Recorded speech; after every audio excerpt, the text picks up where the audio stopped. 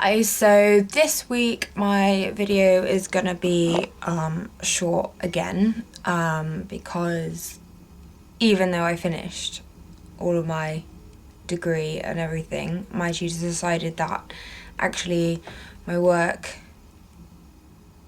was, even though it's mounted, it needs to be framed. And so I had like images and poetry pieces, and they want either everything to be framed, which I don't have the time for because we only have tomorrow to do it, or I have to buy a whole new portfolio box, which is really expensive, to put my images in on a plinth and then hang my poetry pieces and frame them. So actually all my photography pieces, even though it's a photography exhibition, are going to be in a box where everybody can put their grubby hands all over when they go through the box and look at the images. And it's my poetry pieces that are going to be displayed on the wall. So then, and I also have to make my own frames and get the glass cut and everything like that, and I have to do it all tomorrow. So that's really stressing me out, and I've been in uni all day today. So yeah, just a short video today because I haven't prepared anything. So it's going to be on regaining intimacy and sex drive in recovery, and also sorry about my like disheveled appearance, just because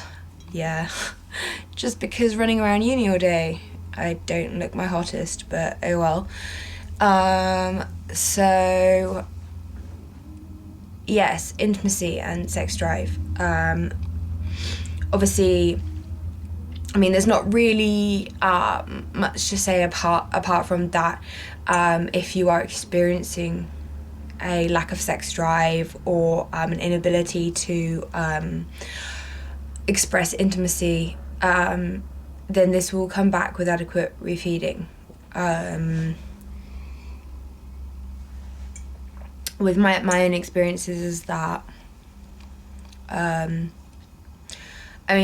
for me, my sex drive was actually okay. It was the intimacy which was a big problem, and intimacy as in hugging, holding hands, showing affection.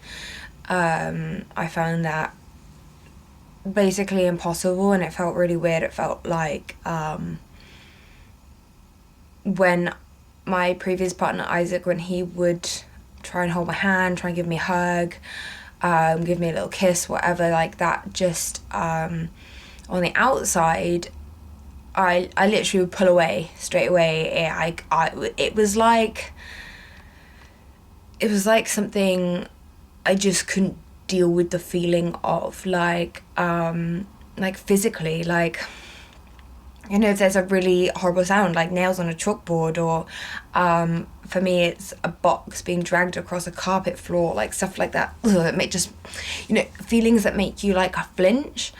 It literally was like that. It would make me physically flinch, but inside me there was I could feel this desperate need and want for intimacy, because of course I loved him and I wanted to be close to him, but I literally couldn't. The actual physical feeling of it I couldn't deal with whatsoever. So it was horrible. It was torture, because I was trapped between this obvious desire to express intimacy and affection towards him, but not being able to, and not being able to take it from him either. That completely changed in recovery. We were together still for the first 6 months of my recovery, and it changed very, very quickly, which was brilliant. That came back.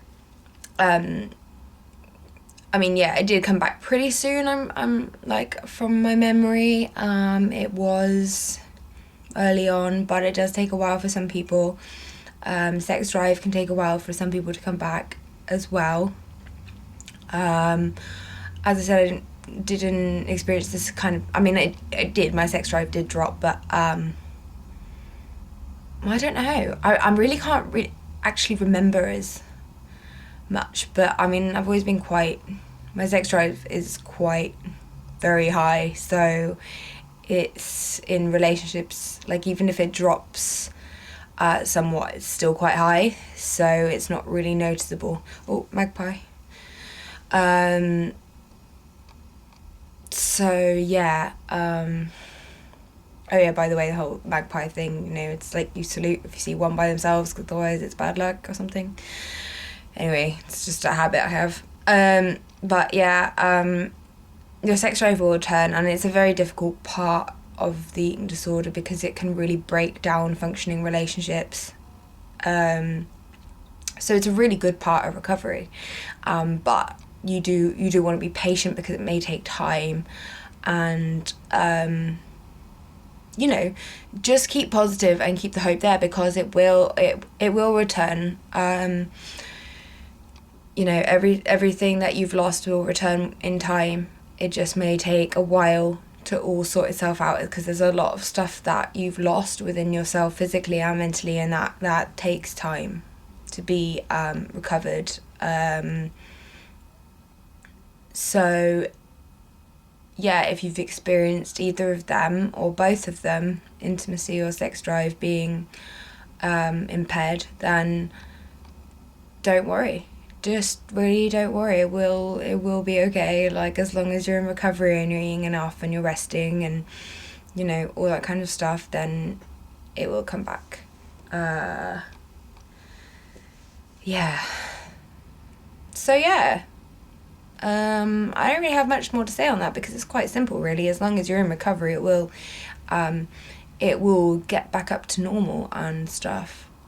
Also, my brain is totally frazzled from literally having 2 days where all the stress left me because I'd completely finished my degree and all I had to do was hang up my work on the wall, to literally having it all pour back in again and make me feel so stressed I want to be sick, because I then have to spend a massive amount of money, even more so than I already have.